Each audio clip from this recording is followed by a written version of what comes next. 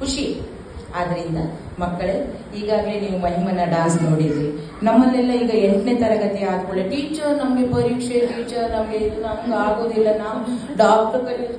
ಈಗ ಮಹಿಮನ ಹೆಸರಿನ ಹಿಂದೆ ಡಾ ಅದು ಹೇಗೆ ಬಂತು, ಹೇಗೆ ಬ್ಯಾಲೆನ್ಸ್ ಮಾಡ್ಕೊಂಡು ಹೋಗಿದ್ದಾಳೆ ಅವಳು ಅಲ್ವಾ? ಸಾಧ್ಯತೆ ಉಂಟು. ಮನಸ್ಸು ಮಾಡಿದ್ರೆ ಏನೂ ಸಾಧಿಸಬಹುದು ಅಲ್ವಾ? ಹಾಗಾಗಿ ಈಗ ಮಹಿಮಾ ಪ್ರತಿಯೊಂದು ಒಂದು ಅಭಿನಯ ನೋಡುವಾಗ ಬಹಳ ಖುಷಿ ಆಗ್ತಿತ್ತು. ಆ ರಾಕ್ಷಸ ಬರುವಾಗ ನಾನು ಸಹ ಹೀಗೆ ನಿಂತು ಕೂತಿದ್ದೆ. ನಾನು ಅಷ್ಟು ಚಂದ ಆಯ್ತು. ರಕ್ತ ಬೀಜಾಸುರ ಬರ್ಲಿ ಯಾರು ಬರ್ಬೇಕು ಇವರು, ನಾನು ಸಹ ಅಲ್ಲೇ ಕೂತಲ್ಲೇ ಕಡೆ ಅವರನ್ನೇ ನೋಡಿ ನಾಚಿಕೆ ಮತ್ತೆ ಈಗ ಅದಕ್ಕೆ ಹೇಳು, ಅಭಿನಯದಿಂದ ಜನರನ್ನ ಹೇಗೆ ಆಕರ್ಷಿಸಬಹುದು. ಬರೀ ಅಡವು ಮಾಡಿ ಜೊತೆಗಳು ತಗದಿರೋದ್ರು ಈಗ ಮಾಡಿದ್ರಲ್ಲ, ಅಭಿನಯದಿಂದ ಸಹ ಜನರನ್ನ ಆಕರ್ಷಿಸಬಹುದು. ಆ ದುಃಖ ಬರುವಾಗ ನನ್ನ ಕಣ್ಣಲ್ಲೇ ನೀರು ಬರ್ತಾ ಇತ್ತು. ಆ ಭಜನ್ ಮಾಡುವಾಗಂತೂ ಆ ಪಾಂಡುರಂಗನ ಇದರಲ್ಲಿ ಲೀಲೆಯಲ್ಲಿ ತೇಲಿ ಹೋಗುವಂತ ಮನಸ್ಸಿಗೆ ಬರ್ತಾ ಇತ್ತು.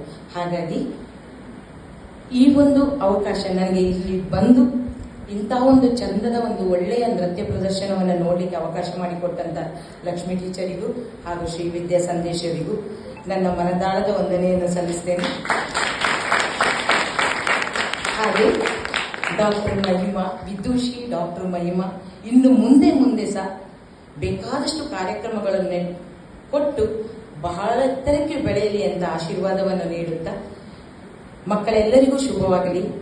ಈ 2 ಸಂಸ್ಥೆಯು ಇನ್ನೂ ಮುಂದೆ ಎತ್ತರಕ್ಕೆ ಬೆಳೆಯಲಿ, ಅನೇಕ ಕಲಾವಿದರಿಗೆ ಒಂದು ರಂಗಸ್ಥಳವನ್ನು ಕಲ್ಪಿಸಿಕೊಡಲಿ ಎಂದು ಆಶಿಸುತ್ತಾ ಮತ್ತೊಮ್ಮೆ ಎಲ್ಲರಿಗೂ ನನ್ನ ಮನದಾಳದ ವಂದನೆಯನ್ನು ನಮಿಸ್ತೇನೆ.